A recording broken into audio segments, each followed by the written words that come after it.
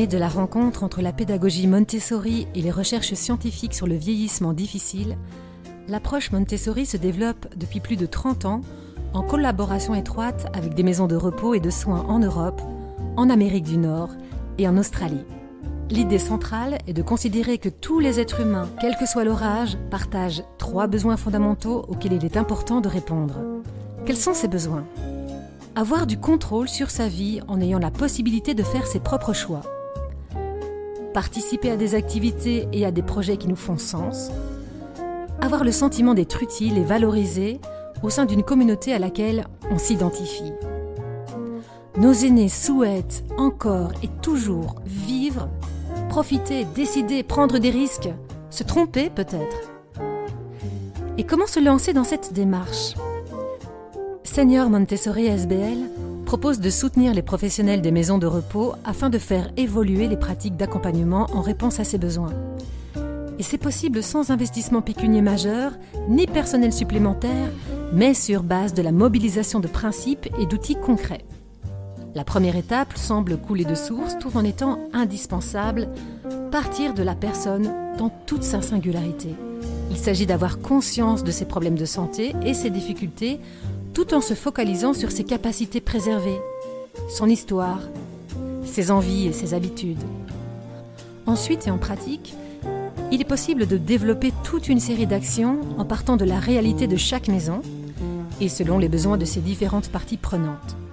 Voici quelques exemples d'actions proposées par l'approche Montessori adaptée.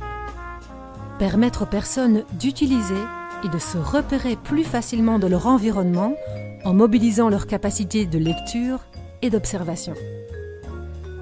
Adopter une posture de facilitateur pour offrir du choix à la personne et l'aider à faire seule, c'est-à-dire de réaliser les actions de son quotidien de la manière la plus autonome et indépendante possible. Proposer des rôles sociaux à tout le monde en fonction de leurs compétences et de leurs envies.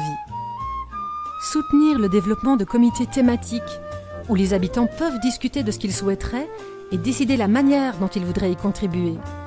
Les thèmes des comités peuvent aussi bien aborder des enjeux du quotidien, tels que le moment des repas ou l'entretien du jardin, que l'organisation d'activités porteuses de sens. Et pour faire tout cela, nous avons besoin de l'engagement de l'ensemble des professionnels de votre maison. Chaque corps de métier pouvant lui aussi soutenir la personne dans son épanouissement au quotidien. Les bénéfices de cette approche ont été largement documentés. Amélioration du bien-être, de l'indépendance et de l'engagement chez l'habitant. Réduction des troubles du comportement, des sentiments dépressifs et des chutes, ce qui signifie moins de psychotropes et de pratiques de contention. Les professionnels aussi en ressentent les impacts positifs. Augmentation du bien-être au travail, valorisation, motivation et adhésion à l'équipe ainsi qu'à l'organisation. Réduction des accidents de travail et de l'absentéisme. Un autre modèle existe déjà.